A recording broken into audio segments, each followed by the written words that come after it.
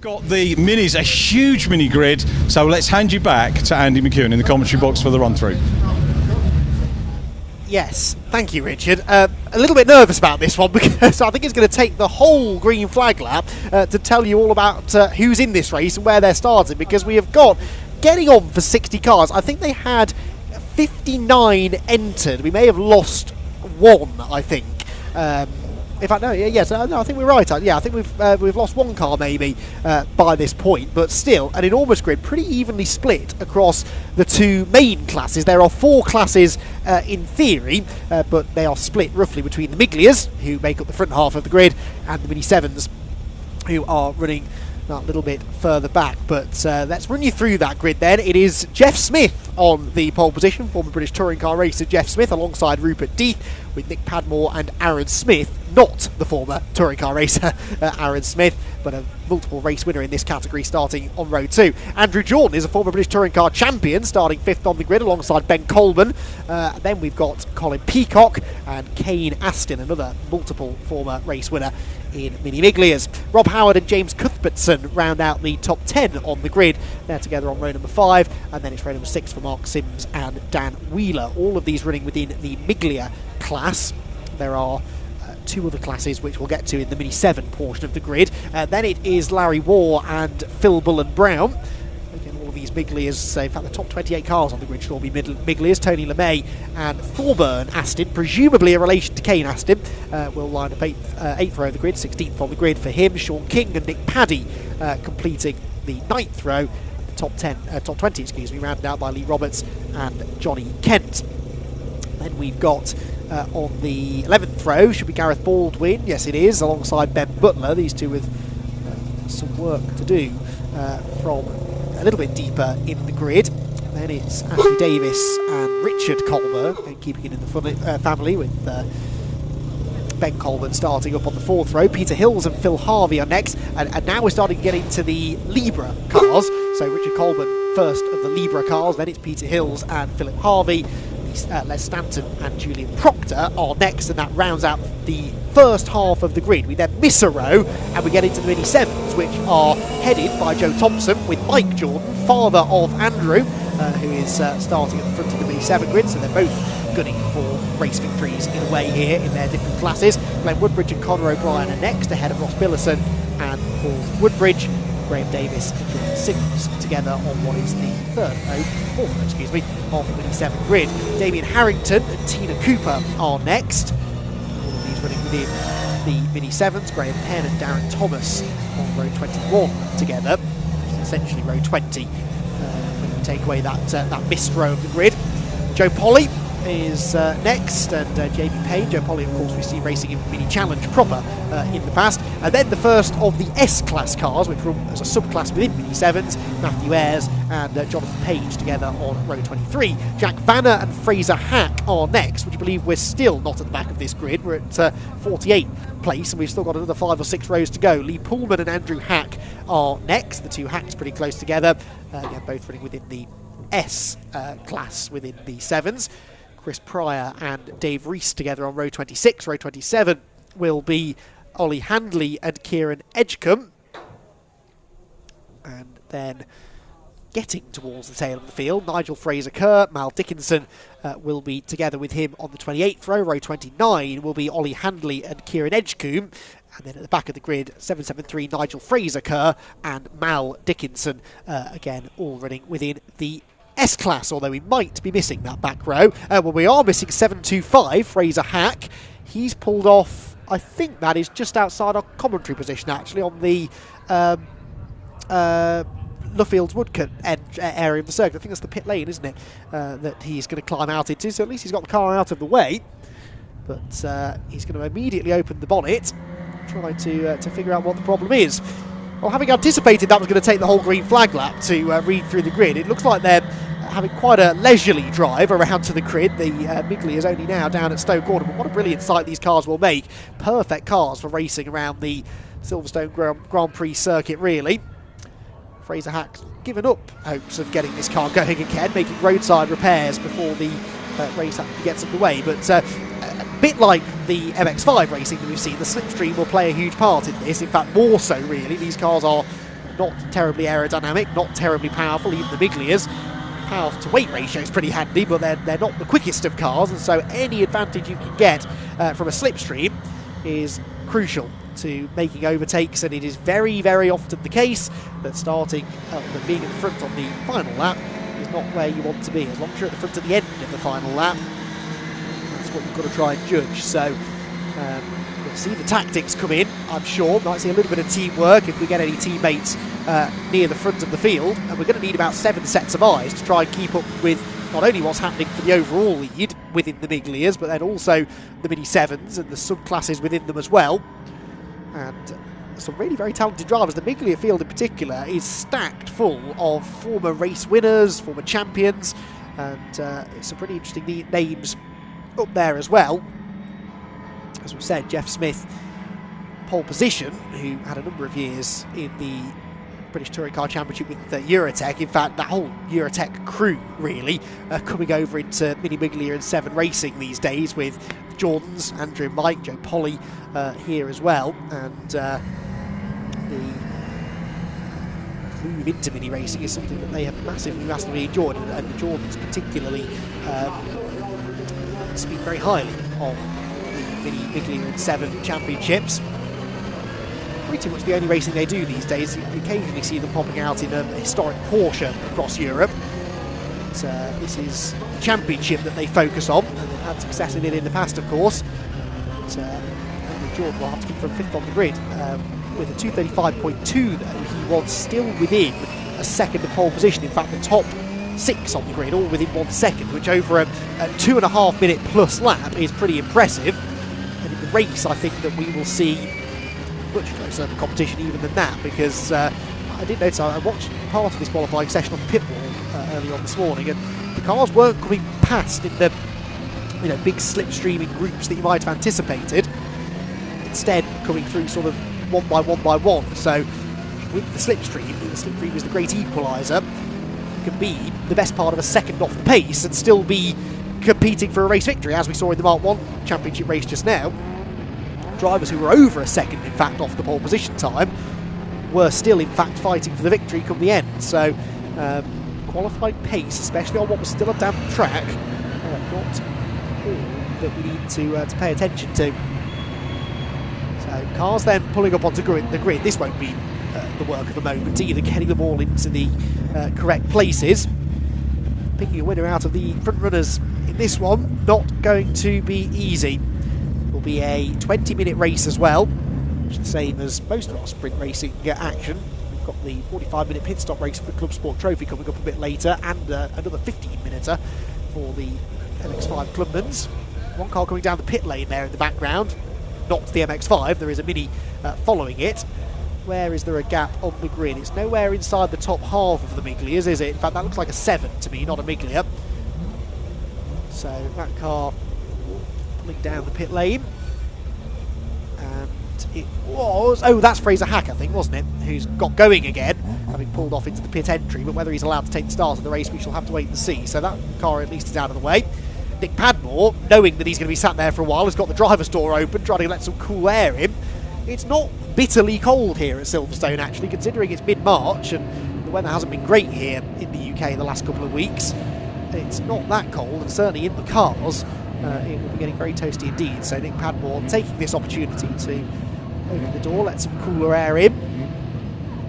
He closes it now because you can see the marshal on the starting gantry about to hold aloft the 5-second board, which implies that the start procedure is incoming. Here we go then. So opening round of the Dunlop Mini Challenges, supported by Mini Spares, about to get underway here on the Silverstone Grand Prix circuit. Lights out, away they go towards Copse Corner. Everyone from the Miglia is getting away cleanly, and who is going to have the advantage into turn number 1? That looks like Jeff Smith from pole position will hang on to the lead through the quick right-hander. Let's hope they all get through here cleanly. We had a couple of spins in qualifying at Copse, but on much drier track now, they're able to get through cleanly, it would seem. The 7s, of course, leave the grid a little bit later than the Miglias. We'll catch up with them in a moment or two. Side-by-side action begins in earnest. Number 69 there, Tony LeMay, around the outside of Phil Bullen Brown. very orderly start, I have to say. They run through the first few corners, single file throughout really, but it's now out onto the Hangar Straight where they will inevitably start to fan out in the slipstream. Jeff Smith then leading the way, Rupert Death in second, side by side for third, and that was Nick Padmore coming up the inside. To the outside for the race lead though goes Rupert Death, and we have our first lead change. Someone trying to squeeze through on the inside into Stowe, just had to bail out of that one. Napa liveried car there, number 68 going through of Dan Wheeler, and there is a spin, and that's Colin Peacock. Colin Peacock has gone around at Stowe. He was in that lead group, which is 3 abreast for 4th position, and that was number 21 Aaron Smith coming steaming up the inside. Andrew Jordan is number 77, and I think Ben Coleman, was it, the green and orange coloured car in the middle of all of that.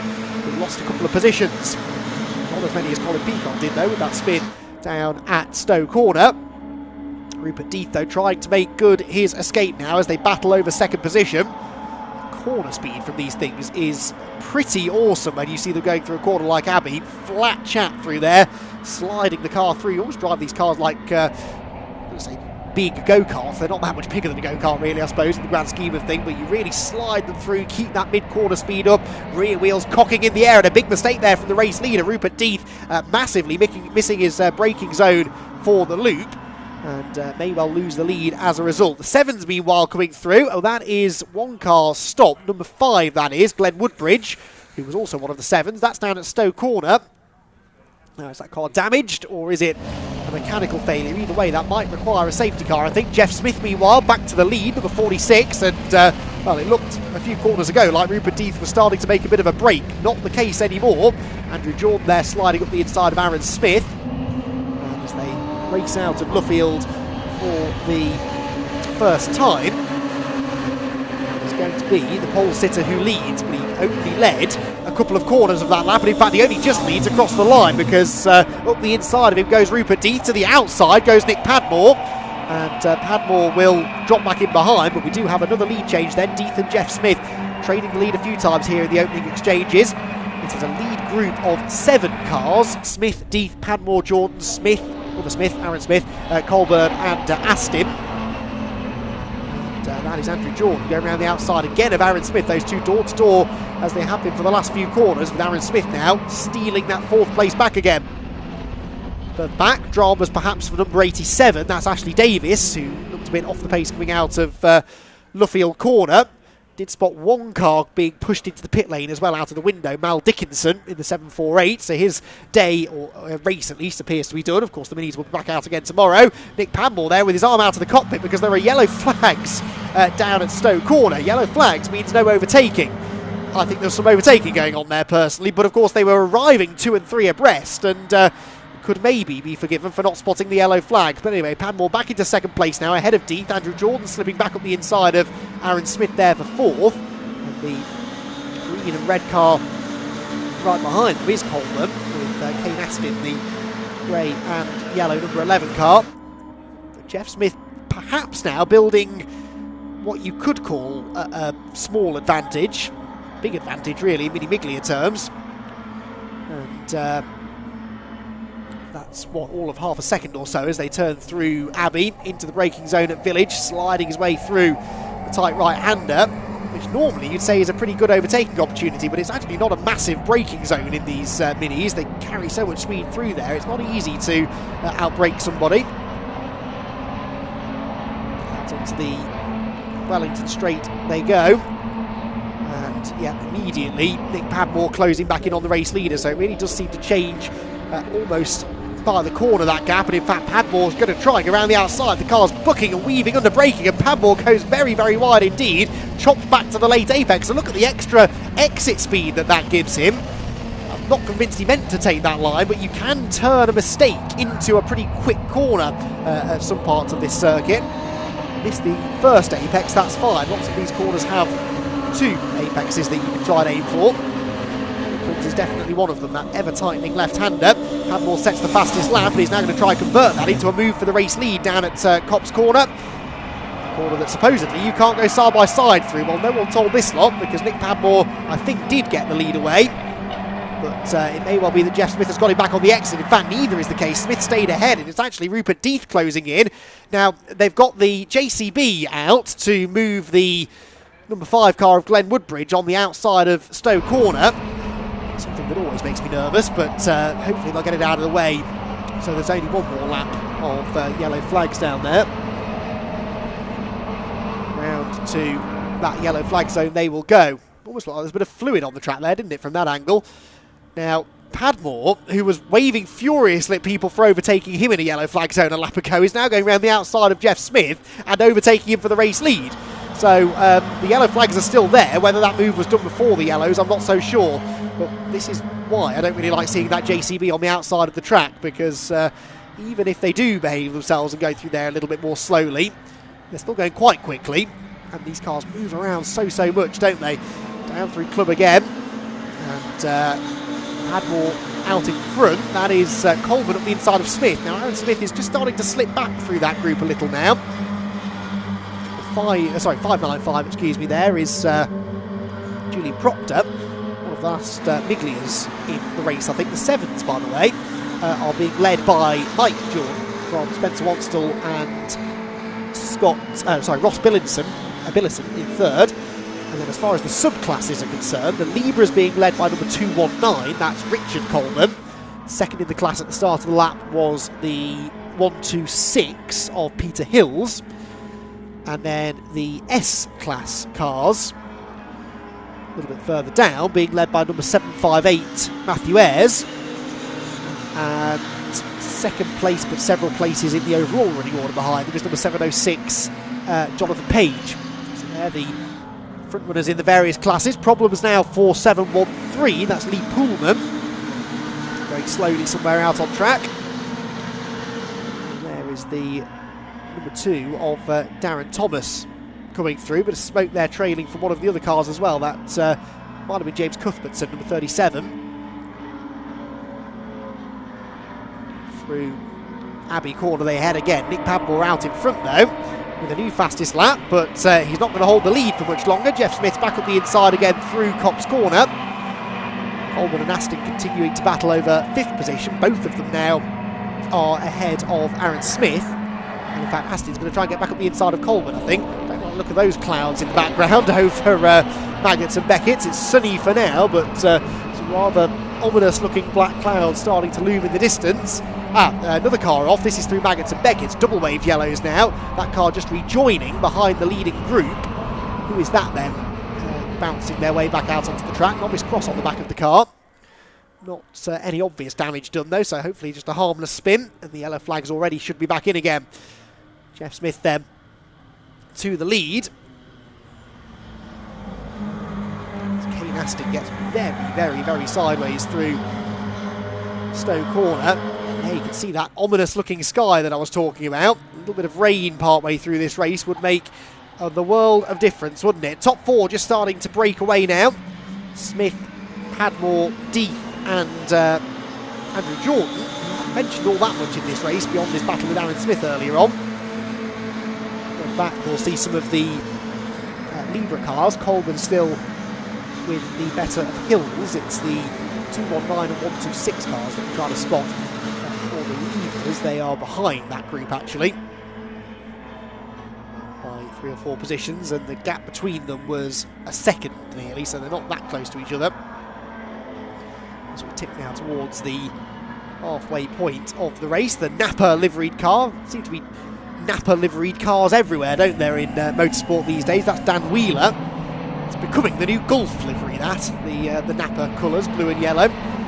Brand very popular in American motorsport for a long time, and making an appearance in the British Touring Car Championship over the last couple of years, and now truck racing and minis as well, it turns out. Pretty sure they've got some Porsche or 2 as well with that paint on it. Distinctively livery car though, and Dan Wheeler running just outside the top dozen as we approach now half race distance, where we've had another lead change. Nick Padmore back ahead of Jeff Smith. You do have to teach yourself not to get too excited about lead changes in Mini Miglia racing, because you will get about 73 of them over the course of the 20-minute race, and it's really only the last couple that matter. Back on the inside again goes Jeff Smith now, as Aaron Smith, no relation, sets the new fastest lap of the race. So Smith back through into the lead, but the power of the slipstream, meaning that actually cars are coming from nearly a full second back to then taking the lead again a couple of corners later. So a bit like I said during the MX5 race just now, this is all about learning for the last lap. The points are only paid at the end of 20 minutes, so where do you want to be starting the last lap? Where do you want to be halfway round the final lap? And more to the point, where do you want to be into those final couple of corners? Still got yellow flags out down at Stowe, which tells me they're still recovering the car that was stuck down there earlier on. So no overtaking into Stowe Corner, which is by far the best place to try and launch an overtake in these cars. In fact, you could probably be overtaken down the straight with the slipstream and then still get the place back again going into Stowe. I've got a nasty feeling that that car is stuck in the mud, and even the JCB can't pull it out because it's made it a little bit down the hill to the muddier bit of grass and has gone no further. So I'm not convinced that we're not going to see the RigglerFleet.com safety car at some point. It goes down Wheeler up into 12th actually at the end of the previous lap. Colin Peacock there recovering after his spin, the number 7 car. Where's Colin up to now? At the start of the lap he was 17th. I think he's gained a couple of places since then. Colin Peacock with a little bit of damage to the right rear corner, which suggests that he didn't spin on his own. Of course he could have sustained that at some point during the recovery drive, but Colin Peacock qualified 6th. We know he's a real legend of Mini Miglia racing, and if he can make it back into the top 10 by the flag, that would be a pretty good achievement. Right, back to the 7s then, and this I believe is the fight for the race lead, isn't it? Spencer Wanstall there in the number 73 car, just behind Mike Jordan as the Miglias are ducking and diving into Brooklands Corner. And Andrew Jordan now ahead of Nick Padmore. Padmore was leading at the start of the lap. He's down to 4th place now. Jeff Smith back to the front. Deeth 2nd. Jordan 3rd. Andrew Jordan, that is. Will we get a double Jordan victory, I wonder, in this one, with Father Mike gunning for the 7s and leading. It's down to the son now to get the double victory, really. Jeff Smith, though, holding on to the advantage, and a back marker there getting a little bit in the way. 773 Nigel Fraser Kerr, and oh dear, that was a big moment there for Colburn, that was, wasn't it? Ben Colburn with a snap of oversteer going over the curb, as I think he had to alter his line at the last second because of the back marker. And you can see the speed difference here. These are these are S-Class cars being passed by the Miglias. Yes, that grass is in quite a state now, with the JCB having, because we weren't on the safety car, they had to keep that car off the track, which means they've had to churn up all the mud, whereas if we'd thrown a safety car, probably could have just pulled it down the track. Anyway, it is out of the way now, mercifully, so we can hopefully get rid of those yellow flags in the near future. But the Silverstone groundskeepers are going to have some extra work to do after this weekend to get that grass back into its usually pristine state. Through Club we go again, and yes, they have now got that car behind the barriers. Glenn Woodbridge, wasn't it, the number 5, whose race came to an end early on at Stowe Corner. 6 minutes to go, and Jeff Smith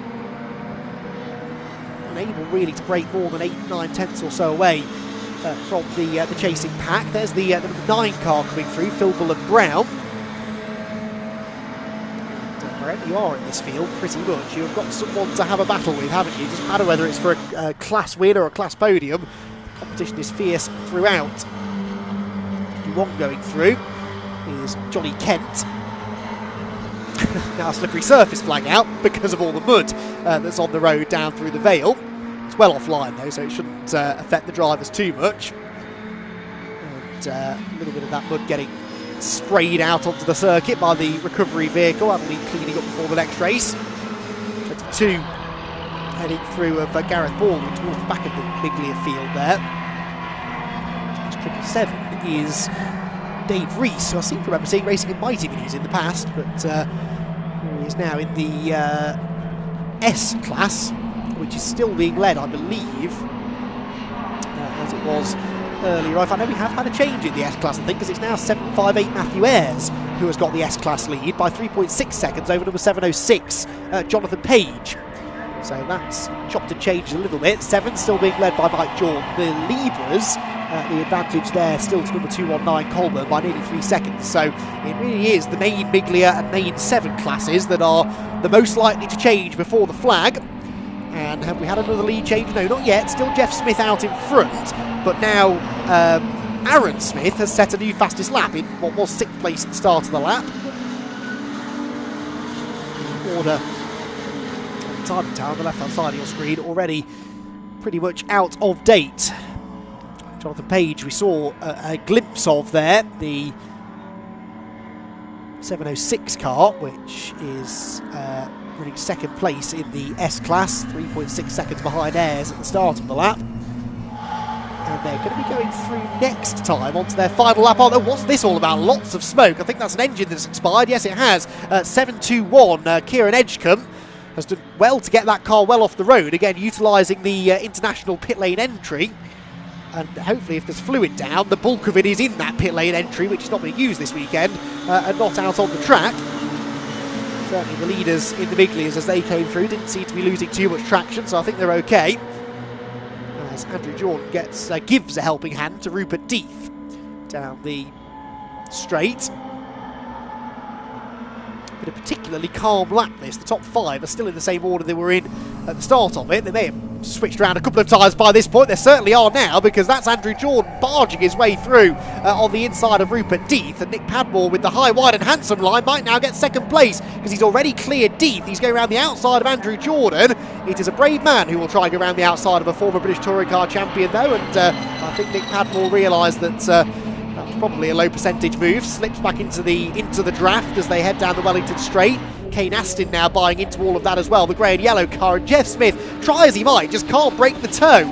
You'd think with all of this battling going on behind that he'd have a fighting chance. That's Deeth on the inside of Padmore, who had Aston to his outside, and that will settle out I think with Padmore 3rd and likely Aston into 4th on the tighter inside line through Luffield. Deeth's going to try and keep the momentum up on the outside line, but it's just not quite going to work.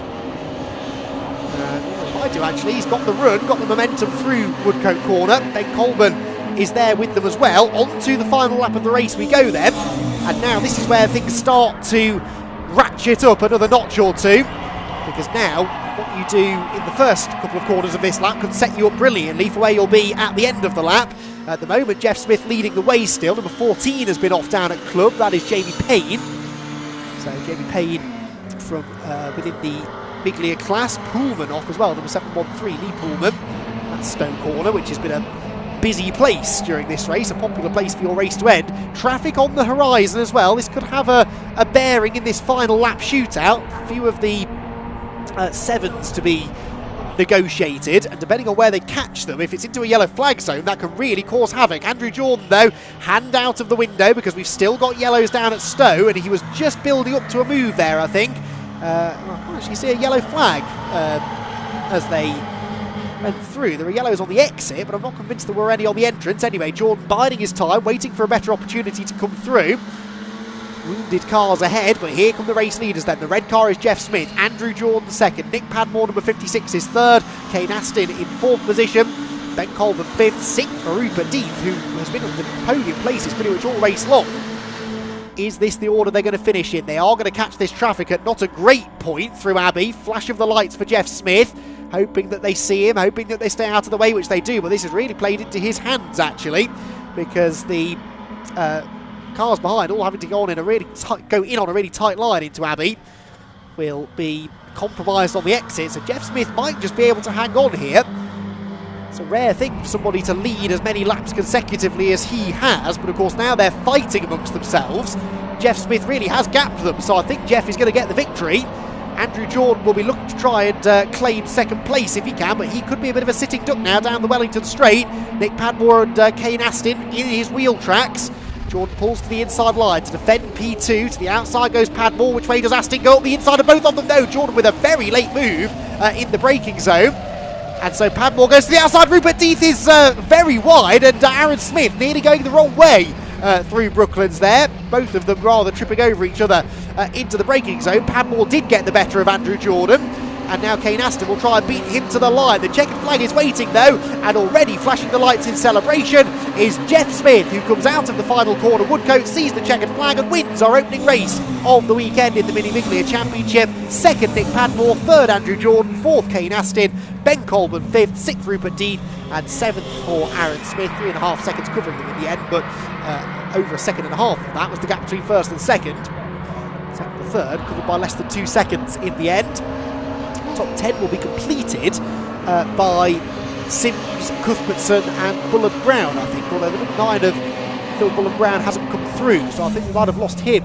No, he has come through. He came through in ninth, but Colin Peacock I don't think has come through, or at least his transponder isn't working.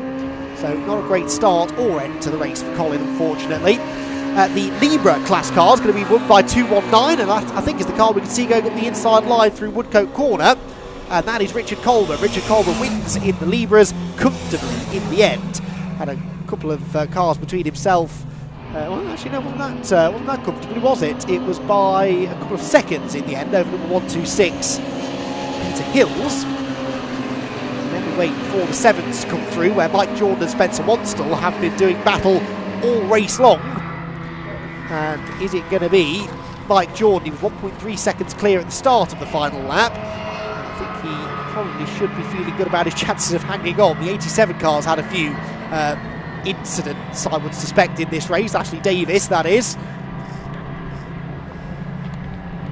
Ashley Davis has gone through to finish, but here, well, that's not the 7 leader, that is Joe Thompson, who did start on pole position in the 7 class, but has fallen off the podium. I think he might have just moved ahead though. Yes, he did, of the number 49 car of Ross Billison. So that was for third in the class. Mike Jordan, though, is coming through any second now. In fact, he's just gone through to claim the victory in the Mini 7s.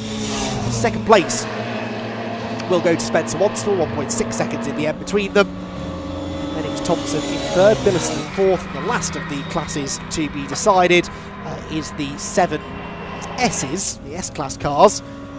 We're expecting number 758, Matthew Ayres, to come through as the race winner. And somewhere in that group of cars that have just gone through shot. Yes, he was. 31st for him. 32nd, second in class for number 725, Fraser Hack. So good race as we anticipated from the Miglias and the 7s. And I think we're going to be speaking to class winners with Richard John Neal down in the pit lane in a moment or two. Minis putting on the sort of show we expected, although Jeff Smith really managed that race well. I mean, Jeff Smith, those of you who haven't been following this championship for a while may not know that he and Jordan, Mike Jordan, they've been racing this championship for a while, so Jeff Smith has won races a lot of times in Mini Miglias. He knows how to get it done, and the experience showed at the end there, didn't it, really, for Jeff Smith, as he, well, used the traffic to his advantage, yes, but I think he knew where he had to be quick on the track to keep the others at arm's length, and that's exactly what he did. Jeff Smith then gets the win, 1.6 seconds in the end over Nick Padmore second, Andrew Jordan third, Kane Aston fourth, Ben Colburn fifth, Rupert Death sixth, Aaron Smith, Mark Sims, Phil Bullen Brown and James Cuthbertson completing the top 10. Then it's Tony LeMay, Dan Wheeler, Nick Paddy, Lee Roberts, Sean King and Larry Wall. They are all Miglias ahead of the first Libra driver, Richard Coleman, in 17th. Thorburn Aston 18th, 19th Peter Hills, second in the Libras, and Gareth Baldwin completing the top 20. Then Phil Harvey in 21st place, third of the Libras, ahead of Les Stanton. Then it's Ashley Davies, Ben Butler, Johnny Kent and Julian Proctor before Mike Jordan came home, 27th overall, to win in the Mini 7s, ahead of Spencer Wanstall, Joe Thompson and Ross Billison. Matthew Ayres was the 7S victor by just over 2 seconds in the end over Fraser Hack, second in the class. They were 31st, 32nd overall. Darren Thomas was next ahead of Jordan Sims, and then the third of the 7s was next. You can see the rest of them coming through on your screen. 47 finishers, technically, although Joe Polly was 3 laps down, Jamie Payne 2. So they both clearly had some issues. Colin Peacock in the end did not finish. Not the only one. There was a handful of cars that did not get to the flag, and that means that we've probably got plenty of time to get the reactions of our class winning drivers who hopefully we'll be heading to in a moment or two, because I think there's going to be a bit of clear up to be done. And certainly up at the Stowe end of the track, that became a bit of a mini graveyard, didn't it, over the closing stages of that race. So in fact, you can see one car being pushed into the international pit lane. Now that is an option here. You can recover a car from that end of the circuit into the international paddock, and then you can use the internal roads here at Silverstone to recover it without ever having to send a vehicle out on track. So that's something that we may see done to try and speed up the clear-up process, as there is a concerning lack of minis underneath the podium. The message perhaps not quite getting through to the coordinator of the mini challenges. They need to stock drivers. In fact, here we go. This might be Mike Jordan. So we might get the 7s. That's good news. So, yes, 88 was Mike Jordan. We should have, who was second and third in the 7s? We should have Spencer Wanstall, 73, which we do. And then we have got third place in the Miglias, in the 7s, number 80, Joe Thompson. So those three are going to stop. So we'll hopefully speak to the Miglias at some point, but we are going to get Mike Jordan, who sweeps in and claims the number 1 board. So, right, I'm not quite sure who Richard is going to have, but he's certainly got the Mini 7 podium finishers in there to have a chat to, and let's see if anyone else turns up. Richard, who have you got? So join us down in Victory Lane, and Mike Jordan, we haven't got the, oh yes we have, Jeff Smith I think has just arrived actually, at the back of shot in the 46 car, so we have got our winner from both classes, which is great. We were expecting 4 winners to come through, but maybe a little, there's a handshake, Spencer Wanstall and Mike Jordan, first and second and first respectively I should say, in the Mini 7s, just having a little natter. And so we've got Jeff Smith as well. I'll try and get Jeff over first because he was first on the road. So I'm going to whiz over. Jeff, are you okay to come and join us? That'll be good. So Jeff taking another win. And I think maybe a problem with the car out on track, because we heard that he'd actually stopped. That's a little jump for joy behind us, which is good, and a hug with teammates. And he's coming over to us as well. Such is the life of a winning racing driver. Jeff, well done. There are the spoils of victory. Race winner's hat. Well done, Jeff. We'll get you to stand just on the spot there if we may. Thank you very much indeed. We were a bit worried. We thought you weren't coming to see us for a while. Yeah, I thought the same, to be honest. At one point, all of a sudden there was 4 of them there all fighting with me. So yeah, but we did it. That was good. Is it about timing? I mean, Andy, the commentator, was saying it is about timing, but you mastered that one.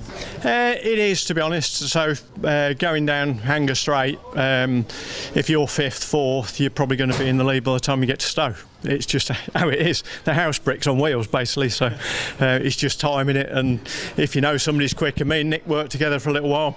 Let Nick go, and he towed me, I towed him. So. Yeah, Nick wound up. He went through. He didn't want to talk to us, I don't think. And you took your time getting around. Was there an issue? No, I think I don't know what's happened. I took the checkered. These guys had already taken the checkered by the look of it. So I see. I was taking the checkered after them. So yeah. The other guys, you get more time on the podium, which is quite nice for us as well. I think I get to see you later on Thruxton, is it? Yeah, with BTCC at Thruxton, aren't we? That should be good, yeah. It's great to have you guys guests here, and superb racing. And I've got to say, I've said it with the modified Fords. These cars, they look great on screen, but up close, they look even better. You've got to come to the track to see them, haven't you? Oh yeah, they're awesome bits of kit. If nobody's ever been to Minis, then you need to get here and have a look, because they're bonkers. It's so close, you can literally put the old fag packet between us at times, and yeah. No touching, not from my end anyway, so I don't know how the guys in 2nd to 5th went, but yeah, no car contact, brilliant, really clean racing. And the club putting out 60 cars on this track, I mean, it's a great opportunity to do that. Yeah, absolutely, yeah. You know, it's the biggest track, so yeah, let's get as many cars on the grid as we can, and thanks to all the 7 and 7S drivers that gave me just enough room. It was a bit tight at times, but it was just enough room as I came by to lap them. Jeff, how much of a workout is it? I can't use the knackered word, but I'm knackered. I think you can get away with that. I'm just waiting for somebody to hand me a drink. Yeah, sorry, I haven't got that for you. And much to do on the car? Is there much goes on overnight? I mean, obviously spanner checks and everything else, but everything to your liking? It's not quite where it needs to be. So it's doing quite a lot of hopping in the corner, so there's still some more to find in it. So it's a new car for this year, so unfortunately with the snowy weather that we had, we've not had much testing at all. So same for everybody, I guess. So we'll get out there and see if we can go a bit quicker the next race. But if it ain't broke, don't fix it. Yeah. If they'd have stuck with me, they'd have probably done me. It was just a bit too grippy on the front in the corners. So. A great race, well driven. Good to see you. Congratulations, Jeff Smith. Well done. Let's have a look who else we've got around. Let's see if we can grab Mike Jordan. So we get Mike. Can we grab you, Mike, for a quick chat? Mike Jordan. Never tire of an amateur. Well done, Mike. Congratulations on that win, and we'll get you on the spot there in our little box, just so we got you nicely framed. Congratulations on the win, and you look like you've just been out for a wander around the park or something. No, it was really good. I really enjoyed that. Spencer obviously had an awful year last year. He sort of went out in one of the very first rounds, so I've not done a lot of racing against him, but he certainly keeps you honest. And no, it's a bit of they've changed the rules this year, that there's a different carburettor allowed in the 7, so everybody's on a little bit of a learning curve, and this is the first time we've run it, same as everybody, and it went really well. I mean, Swift Junior gave me a rocket ship under the bonnet there. That made my life easy. Always great cars. We say absolutely packed track, isn't it? Even on the GP circuit with a staggered start, you still got the leaders in the Miglias had traffic to deal with. But it's just great to be on the GP circuit, isn't it? Oh, it's fantastic. Yeah, and I think starting that amount of cars as well, it was really, you sit lining up sort of towards the back of the grid like that. It's amazing. So Minis as ever, giving just great good racing. I really, really, really enjoy it. Love my weekends with the Mini 7 Club. It's a good demographic age-wise, isn't it, as well? Because you've got a lot of youngsters coming in with the guys like yourself who have raced other things successfully for years. So there's no, it's not a young person's formula, it's not an older driver's formula or a middle-aged formula, is it? It's for everybody. Not at all. I think this is my 45th year of going racing, so yeah, so it's it's really good. I love it. I do wind some of the youngsters up really and say that if they can't beat me, if they're trying to get to touring cars, then they probably need to try a bit harder. But no, it is a wonderful demographic, and everybody just seems to enjoy their weekends. We certainly enjoyed that, and we've got some more of it tomorrow. So Mike, congratulations on the win. Mike Jordan, well done. We're going to grab a quick word with Spencer if he's around. Spencer, can we grab a quick word? P2 in class. We did miss sadly our overall top 3, but Spencer, congratulations. It's great for us to have a chat. We'll get you on the little spot there, and we'll have a natter. Good start to the season then. Yeah, great start to the season. Rolling back 12 months we was here, and I was on my roof. So, it was a long year last year, trying to get the car back right, getting it fixed, getting it all back together. And we've sort of been waiting for this day for a long time. So big thank you to my dad, Right on Motorsport, for getting the car fixed and back on the pace. We're just as fast as Mike. Tomorrow will be a test again. It's all to play for. So the car's exactly on the pace. Also, thank you to CAD and Mini Spares for their unrivaled support. So going back to what you were saying about coming back from last year, what was the damage to the car and yourself? The car needed every single panel replaced. We rolled it. Needed a roof, all of the panels, all the front end, a little bit of engine damage. I got away with just a bit of a headache, but got quite a big head, so protected it as well as a crash helmet. I love the way you guys make light of that, but it's a serious thing, isn't it? A roll in any motorsport is a big thing to deal with, but you deal with it. And is this the first race since then? It's not my first race since then, but it's my first race back in this car, which is bit of a trigger's broom because it's been completely rebuilt and stuff, but yeah, it's been a long road to get here, but we're back and we're strong, so it's good. That's really good, and looking forward to tomorrow's race. Yeah, I can't wait now. I think I've got the pace to definitely challenge for the win tomorrow. Just made one small mistake in that race, 2 laps to go, which you can't afford to do against somebody like Mike, but apart from that, yeah, we were there and thereabouts, so yeah, roll on tomorrow. Spencer, thanks for chatting to us, mate. Well done on P2. And we've got somebody, is that Paul Thompson, was it? Third in... Joe Thompson, beg your pardon. We'll get me Paul's muddled up with son. Joe Thompson, we'll get you in as well. have a quick chat. I apologise if we miss anybody out on this. Joe, we'll just get you on the spot. Well done, Joe. There's a clue for me because his name on the overalls as well. Good to see you, Joe. Just tell us about your race. It was interesting. Got mugged off the line, as you probably saw, and then sort of settled in from there. I had a really good fight with Ross, and yeah, we're just looking forward to tomorrow now. Much to do to the car in between? I think so. We'll try and find a little bit. There's always something to do, isn't there? It's a mini. What was it like? I can't remember because I don't think I was around the paddock during qualifying. Was it damp qualifying? Yeah, it was damp, and I played a bit of a gamble with the tyres and put some really old wets on, and it played into our favour, and it dried up, completely blown dry at the end, and I was just hoping on would go quicker, and luckily they didn't, so I managed to hang on to the pole. But yeah, I like it when it rains, so we're doing the rain dance for tomorrow. Yeah, we don't want it actually out here, but it does make racing particularly interesting, does it? Finally going back, preparation. What sort of how much effort has gone into the car over the winter? Lots of effort, or just pulling it forward? With the reg changes, quite a lot of effort on the dyno, rolling roads, getting the car ready. But the first time we actually turned a wheel on the track was yesterday with the car itself, and all seems to go well. And the performance of it isn't too far, but we've got a little bit of work to do to get up to the front too. Is that like the carb changes that Mike was alluding to when I was chatting to him? Yeah, it gives us a little bit more grunt and it completely changed the drivability of the car. So there's quite a lot of driver changes that you need to do to get the most out of it, and setups are all started changing as well. So it's basically a fresh sheet this year, which is it's good to see where we stand at least. Cars get faster, you drivers have got to go faster as well. Yeah, definitely. no slacking. Joe, many congratulations. Good to see you on the podium. We'll see you for race 2. Thanks very much.